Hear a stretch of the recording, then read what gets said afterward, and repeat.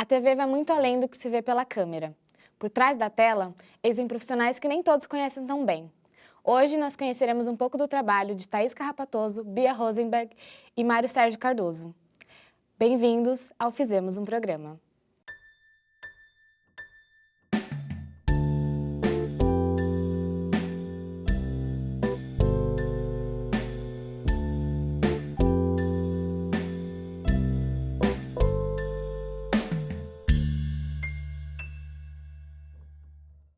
Bia, tudo bem? Um prazer conhecê-la. Seja bem-vinda. Muito obrigada pelo convite. Bia, com tantos trabalhos, né? Inclusive você foi coordenadora dos programas infantis da TV Cultura por mais de 20 anos.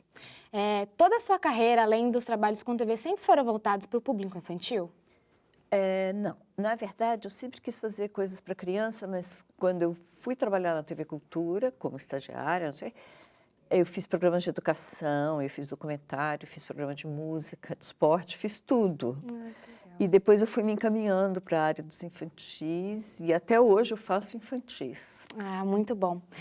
E a partir desses programas, você acredita que seja mais difícil? Enfim, na TV Cultura principalmente, a gente tem programas não só para entreter, né, as crianças, também como educativos, voltado para essa área. Você acredita que seja mais difícil? Ou como você descreve Não, eu a acho que situação? todos os programas têm uma ideia por trás. E é importante que a gente saiba o que a gente quer falar em cada programa. O que eu quero dizer. Então, por exemplo, o Cocoricó, ele tem o objetivo de mostrar para as crianças da cidade como é a vida no campo. Piquenique no quintal. Que a cenoura nasce na terra, que o leite vem da vaca, enfim, coisas muito básicas. Então, na TV Cultura, cada programa que a gente produziu tinha objetivos específicos, às vezes objetivos grandes, que não aparecem tanto, então você pega o Mundo da Lua. O Mundo da Lua não tem um objetivo, mas tem os objetivos de ir mostrando a cada episódio um elemento diferente da vida, de forma que a criança, enfim, se conheça melhor, entenda melhor. Todos esses programas, por exemplo, Castelo Rá-Tim-Bum, fez parte da grande maioria, né, da geração de jovens adultos que a gente tem hoje. E é muito lembrado com muito carinho por todas essas pessoas. Como você vê ter feito parte, mesmo que indiretamente, da vida de tantas pessoas?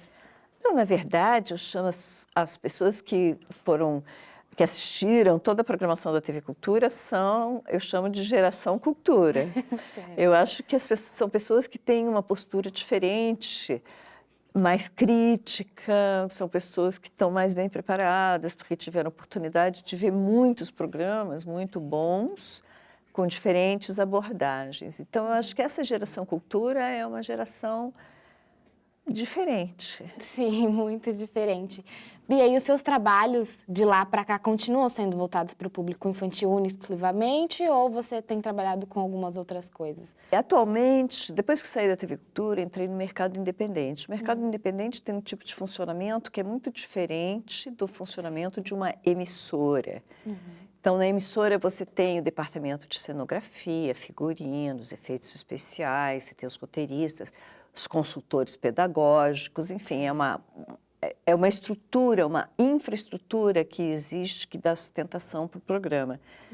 Agora, no mercado independente é mais difícil, você precisa conseguir financiamento, você precisa conseguir um patrocinador. Sim, claro. Então, o que eu estou fazendo, atualmente, eu estou trabalhando em projetos de animação.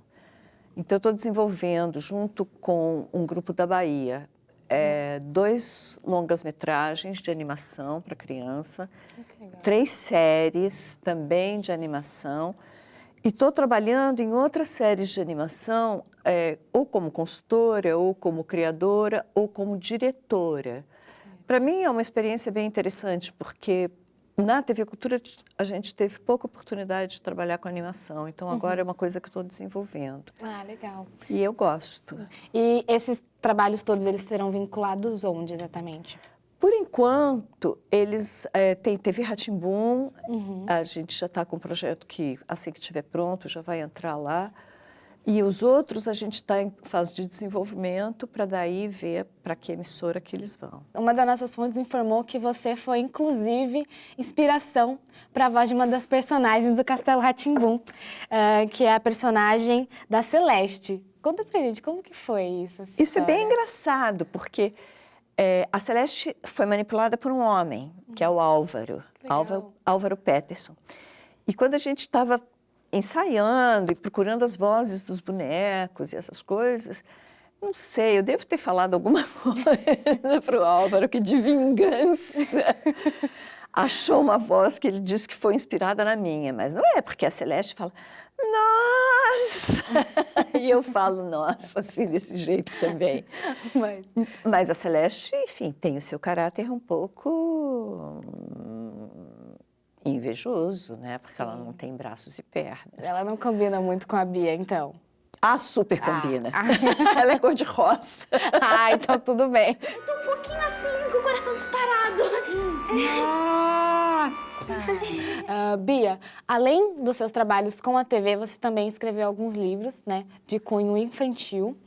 Esses livros, eles foram produções a partir do seu trabalho com a televisão exclusivamente ou por conta dessa sua desenvoltura aí com o público infantil? Na verdade, eu escrevi livros para a Editora Globo, que fazem parte da coleção Primeira Vez do Júlio. Na verdade, não do Júlio, mas Primeira Vez Cocoricó. A primeira vez do Júlio na fazenda, a primeira vez do Alípio na mata, a primeira vez do Astolfo na praia.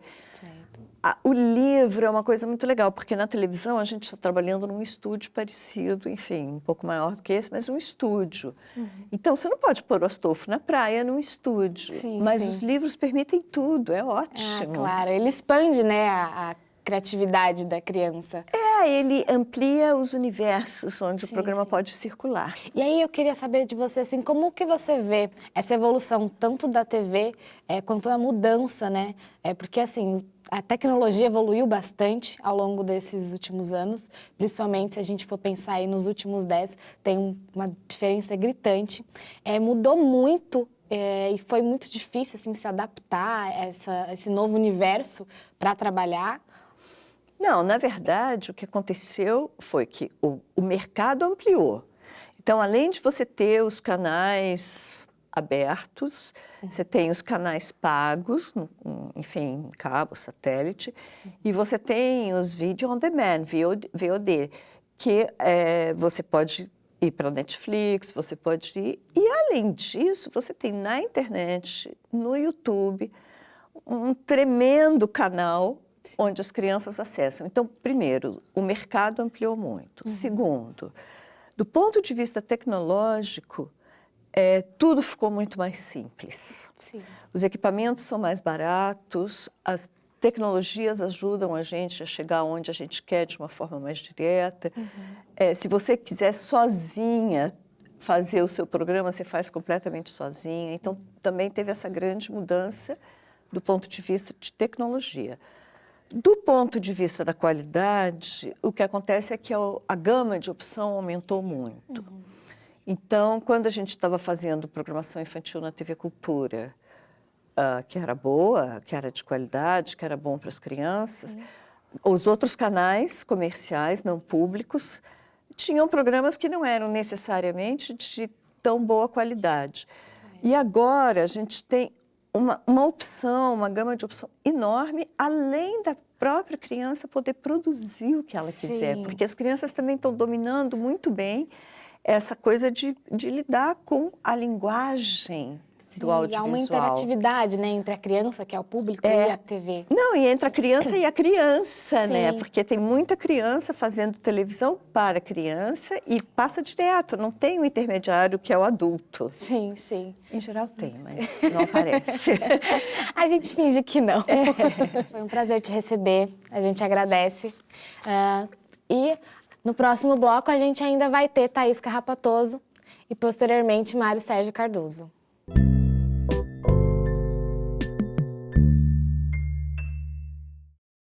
Apresentamos o lançamento mais esperado do ano, Residência Rio.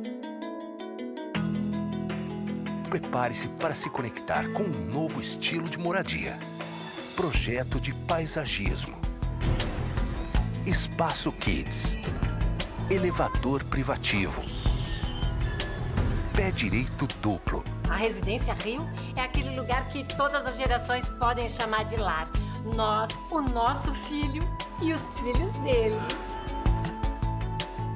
A localização é perfeita e a vizinhança é silenciosa. A área infantil, então, é simplesmente incrível.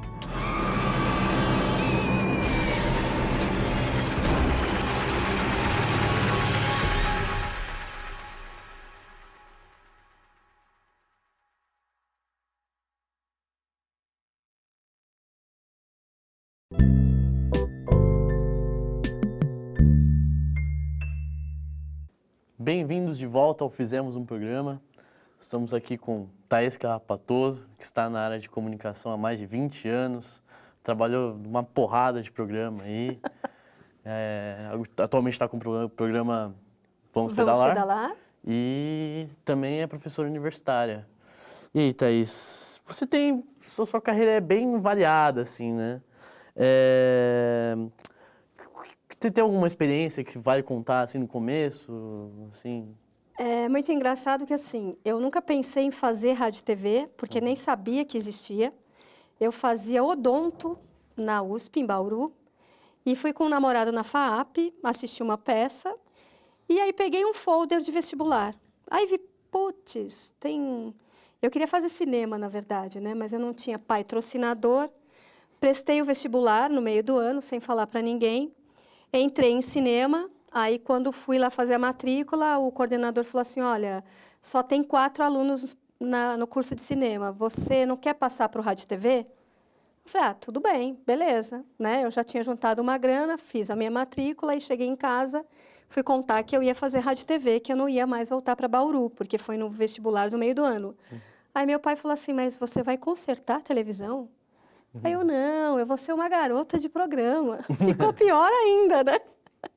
Aí comecei a faculdade no meio do ano, né, em 85, e fui estagiar logo de cara, porque eu tinha que pagar a faculdade. Meu pai falou, bom, tudo bem, faz o que você quiser, mas agora, pelo menos, você vai ter que contribuir com metade da mensalidade.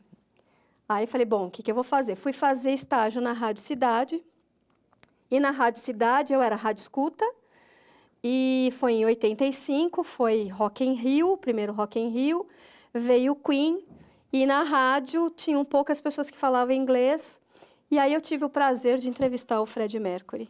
Nossa. Né? Eu era de rádio escuta, fui fazer uma entrevista com o Freddie Mercury, eu falei, é isso que eu quero fazer, né? Aí fui chamada para estagiar na TV Cultura, isso já lá em 87. Quando eu cheguei na TV Cultura, eu teria que passar primeiro pelo departamento de programação e ser atendimento ao telespectador. Aí eu falei assim, cara, mas eu já entrevistei Freddie Mercury, já fiz outras coisas, né?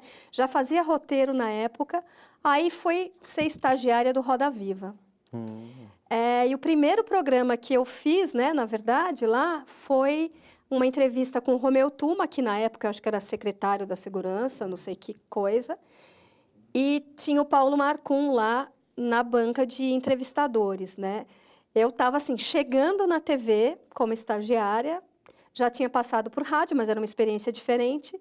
Cara, quando foi para o break, deu uma briga do Marcum com o Romeu Tuma, porque o Marcum meio que insinuou que o Tuma tinha sido o torturador dele, né? E falava, o senhor não lembra daquela salinha no Doicode? Cara, fechou o tempo, foi pro break, os seguranças dos caras chegaram lá perto, falei, ixi, caramba, agora vai todo mundo preso, né? Aí eu sei que deram lá um jeito, o Paulo Marcum se arrumou, aí voltou o programa, né? Então foi uma estreia meio terrível, né? Porque você fala assim, caramba, primeiro programa, o que vai acontecer agora, né? De experiência, assim, de TV, você tem alguma coisa que você se arrepende? Você fala assim, putz, não devia ter feito isso. Olha, eu me arrependo de algumas coisas que eu não fiz, que eu até por medo de ser furona, de falar assim, gostaria de ser escalada para isso. Eu tive a possibilidade de fazer várias coisas na TV, porque eu era super curiosa. Então, por exemplo, na época que eu era estagiária, Estagiário não punha a mão em equipamento, não podia editar. E eu conversei, tinha um editor super gente boa, que era um japonesinho lá, e ele falava assim, não, se você ficar até mais tarde, eu te ensino a editar em corte seco na beta, né? Então, consegui fazer coisas, consegui mexer com coisa de arte, ia lá atrás da Sandra, que hoje é professora aqui, para ela me explicar algumas coisas. Então, eu tive a curiosidade de aprender o todo. Porque, assim, produtor, a pessoa acha que é um bom secretário, uma boa secretária é um bom produtor. Né? Um produtor tem que saber achar as pessoas. E eu falava assim, não, isso para mim não basta. Eu quero saber tudo. Lógico que eu não fazia todas as funções, era impossível. Mas uma vez eu estava editando e o editor não queria fazer lá as coisas, porque ele achava que o programa era... Ah, mas você está gravando umas cabecinhas para chamar Cine Brasil. Teve uma época que eu estava no limbo, fui fazer Cine Brasil TV. E... quem me colocou lá achou que estava me punindo, né? Me tirou da linha de shows para fazer Cine Brasil TV. Eu passava tardes e tardes na Cinemateca assistindo filme brasileiro para fazer a seleção para passar na Cultura. Cara, para mim foi uma maravilha, porque eu fui ver Vera Cruz, ver um monte de coisa bacana. E aí eu fazia o texto das cabeças e eu queria editar do melhor jeito possível. Aí tinha um editor que falava assim, ah, não dá para fazer isso, não dá para fazer aquilo. Eu falava, pô... dá para fazer, porque aprendi com outro cara. Ele ficava, putz, né? Que o cara fala assim, ah, você só vai fazer essas cabecinhas, você fica enchendo o saco só para fazer cabecinha? Eu falei, cara, mas é o meu trabalho. A minha cabecinha vai ser a melhor cabecinha editada. Assim, e já que você entrou mesmo nesse assunto, como é que foi você transitar entre esses diversos gêneros de televisão, esses tipos de fazer TV? Então, o legal da TV Cultura, eu tô fora da TV desde 2010, né? Fora da TV, mas estou dentro como produtora independente, né?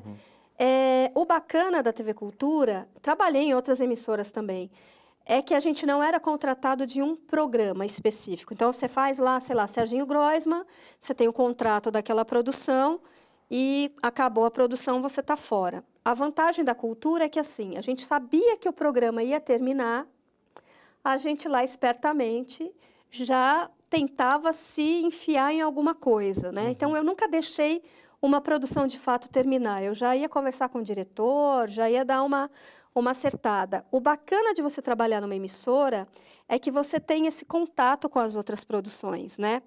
Na Cultura, quando a gente fez o Castelo Rá-Tim-Bum, a gente não imaginou que teria aquele sucesso, né? O Castelo, assim, eu já dei algumas entrevistas, pessoal, nossa, porque o Castelo... Eu falei, cara, não foi muito planejado. A Cultura sempre teve uma tradição de fazer programa infantil e a gente foi aprendendo com os programas. Então, teve lá o primeiro Rá-Tim-Bum, que teve o Fernando Meirelles dirigindo. Foi uns experimentos, né? Quando a gente foi fazer o Castelo, a gente já tinha passado por algumas ficções e algumas coisas... E foi um casamento completo. Mas ele só deu certo, se você for pensar. A gente começou a gravar em 90, começou o papo do Castelo, começou os roteiros, né? Pensar em elenco. De fato, a gente começou a gravar em 92. Em 94, ele estreou. Em 94, em março, eu tinha acabado de ter filho. Tanto é que tem um quadro no Castelo, que é um clipe água, que tem a minha barrigona lá. E tem a minha filha tomando banho de banheira, né? E aí, quando estreou, em 94, a gente não tinha ideia do sucesso. Na verdade, ele bombou mesmo em 95. Desses anos de TV, assim, você leva alguma coisa com você? Algum objeto, alguma coisa desse tipo? Olha, eu tenho um monte de coisa lá. Umas traquitanas lá. Tem uma mesinha que foi do Mundo da Lua. Tinha uma coisa legal na Cultura que, assim, a gente sempre aproveitava... as coisas de um cenário para o outro. E às vezes que não ia aproveitar, que a gente sabia que ia ser descartado, o pessoal da produção ou do próprio Efeitos Especiais perguntava, a gente vai jogar fora isso, alguém quer? E aí tinha umas bijuterias muito legais, né? Eu tenho uma coisa lá da Morgana, e eu fui uma das produtoras do quadro das fadinhas, né? Das fadinhas do Castelo, e tinha eu não vou lembrar o nome da moça que fazia acessórios, e tinha umas coisas super legais, meio esotéricas. E aí eu fiquei com esse colarzinho, que parece um globo, uma coisa... O meu signo é Capricórnio, que e o planeta que rege Capricórnio é Saturno. E quando eu vi isso aqui, eu me apaixonei, falei, putz, lembra Saturno? E é uma coisa que eu guardo de recordação num dos quadros que eu super gostei de fazer. Tive o prazer de fazer o Mal, né, o quadro do Mal. Fiz a Morgana, que também era muito legal, a Rose Campos era figuraça. E da Rosi eu tenho uns brincos lá, da Morgana, tem umas coisas, tem umas tiaras. Então, a gente tem uma saia que era dos passarinhos, tem umas coisas lá guardadas. Maneiro. No próximo bloco, nós vamos conversar com o Mário Sérgio. Fiquem ligados.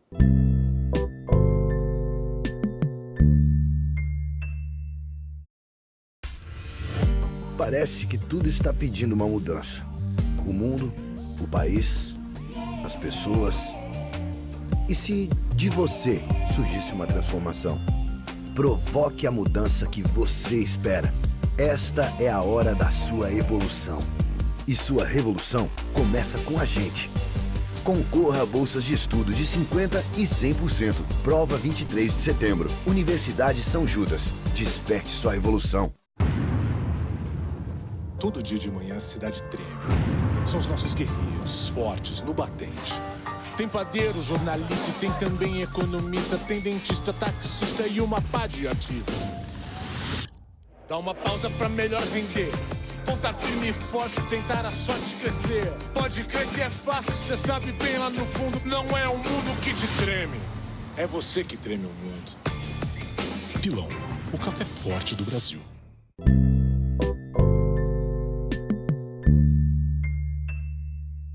Boa noite, bem-vindos de volta ao Fizemos um Programa. Nesse bloco a gente vai conversar com Mário Sérgio Cardoso, ele que trabalhou na direção da TV Rá-Tim-Bum, fez a vinheta do Castelo Rá-Tim-Bum e, além de tudo, trabalhou no Festival de Águas Claras. Mário, boa noite. Tá bom. Muito obrigado por ter vindo. Nada, é uma honra receber meu. você aqui. Pra gente que está estudando rádio e TV, é muito importante ter você. E eu queria começar nosso bate-papo falando um pouquinho da sua trajetória na cultura. Como é que foi para você lá?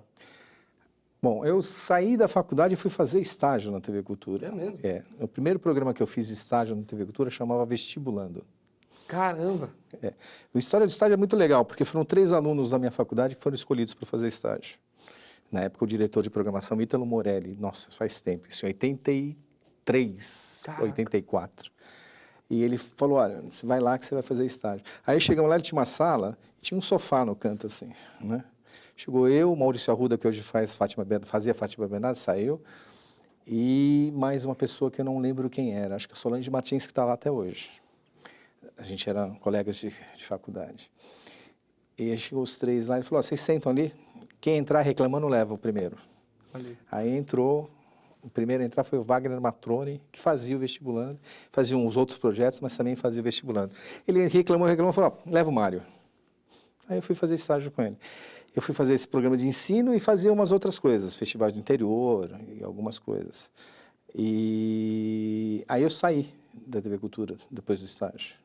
Saí e fui fazer produção do programa Silvio Santos. Caramba, que viagem! Eu fazia o Domingo no Parque e estava planejando fazer o Passa e Repassa.